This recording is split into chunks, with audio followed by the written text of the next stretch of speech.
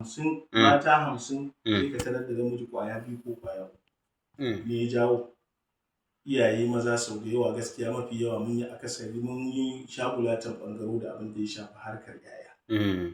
Saboda shi ɗa namijin ya fita ya bauɗa sanda za a ce ba ta makarantar ina mahaifiyar ta gan shi. Ya mace ita ce take kusa da ita ta san yadda za ta yi ta turo ta taho makaranta.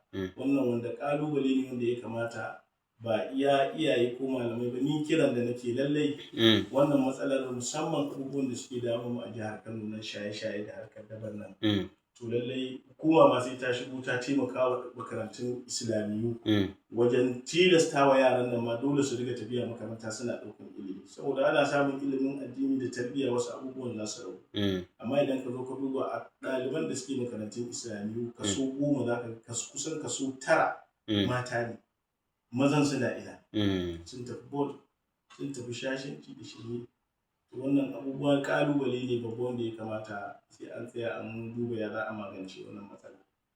Malam, wasu na ganin domin a samu matsaya irin wannan abin, domin wato ya zama iyayen kamar yadda kake faɗa suna tabbatar da 'ya'yansu maza suna karatun da sauransu, akan samu kwamiti na iyayen yara da kuma malamai PTA da ake magana, wanda ba iya makarantun tsarin gwamnati ba, Islamiyu ma akan yi wannan tsarin domin cimma abin da ake bukata.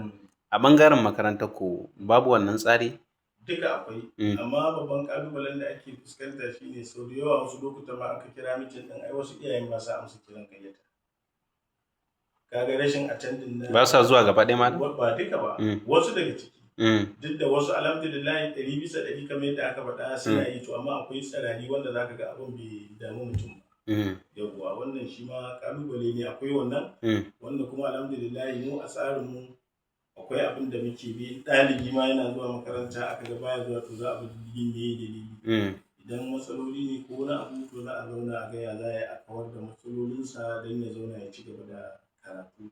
Wanda irin wannan hoɓɓasa ɗin da muke alhamdulillah hatta su kansu ɗaliban da suke cikin makaranta suna da kwamitoci nasu da suke irin waɗannan hoɓɓasa don su ga cewa sun zaburar da 'yan uwansu sun mai da hankali akan su yi karatu.